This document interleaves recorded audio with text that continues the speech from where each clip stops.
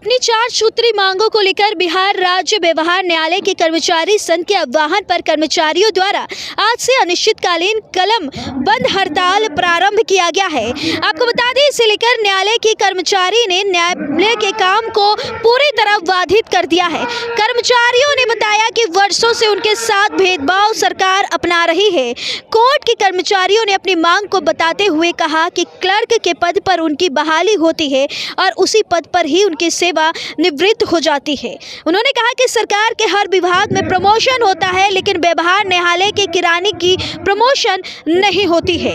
इसे लेकर उन्होंने आज भी अनिश्चितकालीन हड़ताल प्रारंभ किया। कर्मचारियों ने बताया कि उनकी मांग यह है कि वेतन विसंगति को जल्द से दूर किया जाए, तृतीय और चतुर्थ वर्ग कर्मचारियों को शीघ्र प्रमोशन दिया जाए, 70% अनुकंपा पर बहाली हो, इसके साथ विशेष न्याय कैडर लागू की मांग उन्होंने की है। उन्होंने कहा कि जब तक उनकी मांग पूरी नहीं हो जाती, उनका हड़ताल जारी रहेगा। नीति सिंह के साथ टीम की रिपोर्ट।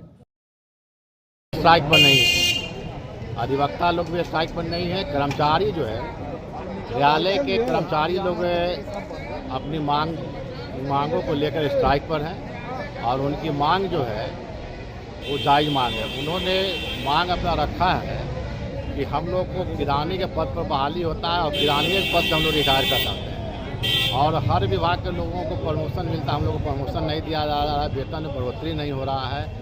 उनसे अपनी मांगों को लेकर वो लोग स्ट्राइक कर रहे हैं। उन लोगों को जायज़ मांग है और हम लोग भी उनका मांग को समर्थन करते हैं।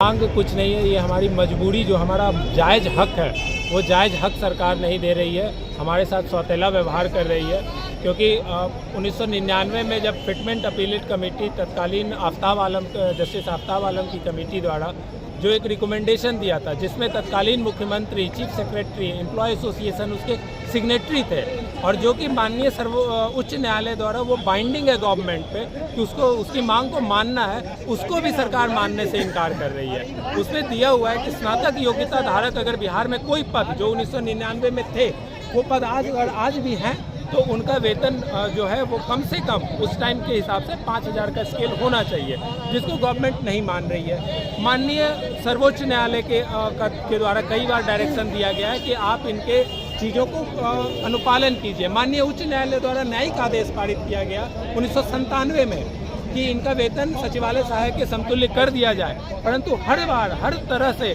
सरकार द्वारा सिर्फ छलावा कर दिया जाता है, सिर्फ आश्वासन दे दिया जाता है और बाद में एक आदेश निर्गत कर दिया जाता है कि हम इनको नहीं दे सकते हैं। तो इस तरह से मतलब सरकार द्वारा जानबूझ के हम कर्मचारियों के बीच में वैमनस्यता फैलाई जाती है, हमारे बीच में विभिन्न तरह से फूट डालने का काम किया जा रहा है और मतलब हमारी बात नहीं सुनने के कारण अभी हमारे कोई भी कर्मी अभी किन्हीं का देहांत हो जाए तो हमारे यहाँ अनुकंपा पे बहाली नहीं हो रही है। आपको जानकर हैरानी होगी कि जब से न्यायिक विभाग बना है, जब से सिविल कोर्ट है एग्जिस्टेंस में, आज तक किसी भी लोगों पे कभी किसी का पदोन्नति ही नहीं हुई है। लेकिन आप सरकार के पास जाइएगा तो वो एक लंबा चौड़ा दे देंगे कि इतने हायरार्की ऑफ पोस्ट है, इतने पद हैं, इतने। उनसे पूछा जाए कि क्या कभी किसी पद पर इन्होंने किन्हीं की पदोन्नति दी है? आज तक पदोन्नति नहीं दी गई है आज तक, जबकि माननीय सर्वोच्च न्यायालय द्वारा कई आदेश दिया गया है कि अगर कोई भी विभाग होगा उसमें कम से कम 2 तो पदोन्नति देनी ही देनी है। आज आप लोग ने क्या किया यहाँ?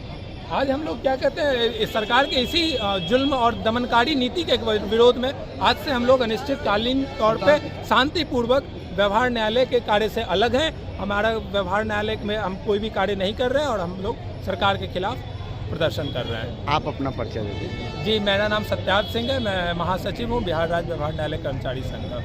कब तक चलेगी हड़ताल? ये जब तक सरकार हमारी बातों को मान न ले तब तक।